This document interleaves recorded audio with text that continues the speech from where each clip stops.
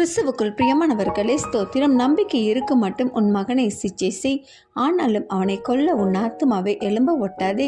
பிரியமானவர்களே, இந்த வசனத்தின்படி தற்போதைய காலத்தில் நமது குழந்தைகளை வளர்ப்பது என்பது மிகவும் கடினமான சூழ்நிலையாக மாறிவிட்டதுங்க.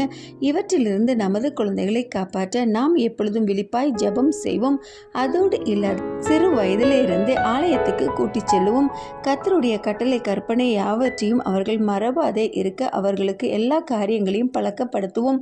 வேதம் வாசிக்கவும் ஜெபிக்கவும் கற்றுக் கொடுப்போம். அவர்களின் தேவை அனைத்தையும் தேவனை நோக்கி ஜெபித்து பெற்றுக்கொள்ளும் பழக்கத்தை அவர்களிடம் ஏற்படுத்துவோம்.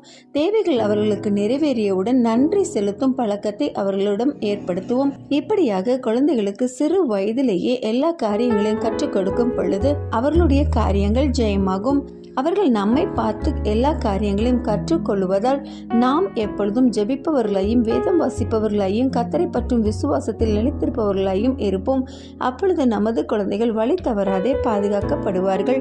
இப்படியாகவே நமது எசப்பா நமக்கு முன்மாதிரியாக வாழ்ந்தார். இவற்றை வேதத்தில் எழுதி வைத்திருக்கிறார். இதன் வழியாக நாமும் வாழ்ந்து நமது பிள்ளைகளுக்கும் கற்றுக் கொடுப்போம். பிள்ளைகள் வழி தவறும் பொழுது அவர்களை நாம் கொல்ல முற்படாது, அவர்களை மீண்டும் நல்வழிப்படுத்த அவர்களுக்காக ஜெபிப்போம். ஆமென்.